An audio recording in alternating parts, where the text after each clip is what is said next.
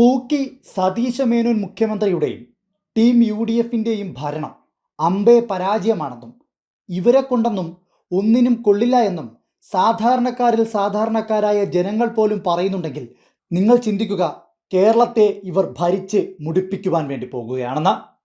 ഇപ്പോഴിതാ സാധാരണക്കാരനായ ഒരു ചേട്ടൻ്റെ പ്രതികരണം വൈറലായി മാറുകയാണ്.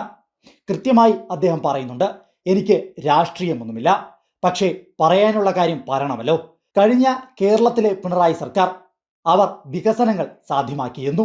എന്നാൽ ടീം UDF അധികാരത്തിൽ വന്നതിന് ശേഷം കേരളം വികസിക്കുകയല്ല, മറിച്ച് കേരളത്തിൻ്റെ നല്ല വികസന ഭാവിയെ അവർ നശിപ്പിക്കുകയാണെന്ന്.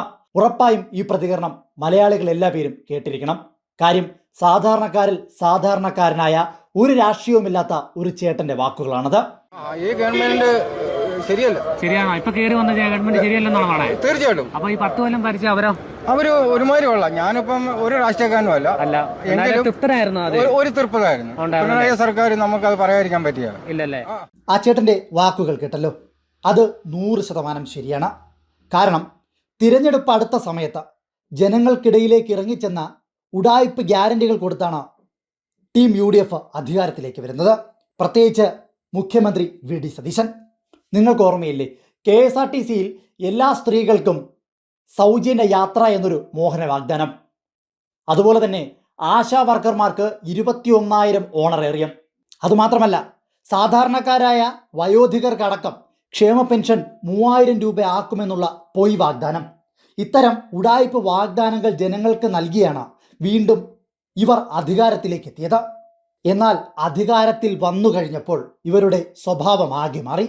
കേരളത്തിലെമ്പാടും KSRTCയിൽ സ്ത്രീകൾക്ക് സൗജന്യ യാത്ര എന്നുള്ളത് അവർ ഒടുവിൽ ഓർഡിനറിയിലേക്ക് മാത്രമായി വെട്ടിച്ചുരുക്കി. 21,000 രൂപ ആശാ വർക്കർമാർക്ക് ഓണറേറിയം കൊടുക്കാമെന്ന് പറഞ്ഞതിൽ കേവലം 100 രൂപ വച്ച് മാത്രം കൂട്ടി അവരുടെ കൈ കഴുകി. ക്ഷേമ പെൻഷന്റെ കാര്യവും അതുപോലെ തന്നെ 3,000 രൂപ ആക്കുമെന്ന് പറഞ്ഞു. പെരുന്നാൾ സമയത്ത് ക്ഷേമ പെൻഷൻ കയ്യിലെത്തിക്കുവാൻ പോലും ഇവരെ കൊണ്ട് സാധിച്ചില്ല. അപ്പോൾ കൃത്യമായി ആ ചേട്ടൻ്റെ വാക്കുകൾ നിങ്ങൾ ഒന്നുകൂടി കേൾക്കണം.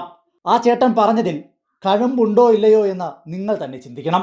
കഴിഞ്ഞ പിണറായി സർക്കാരിൻ്റെ കാലഘട്ടത്തിൽ കേരളം എങ്ങനെയായിരുന്നു എന്നും ഇപ്പോൾ എങ്ങനെയായിരുന്നു എന്നും താരതമ്യം ചെയ്തു കഴിഞ്ഞാൽ നിങ്ങൾക്ക് ഏറെക്കുറെ കാര്യങ്ങൾ മനസ്സിലാകും.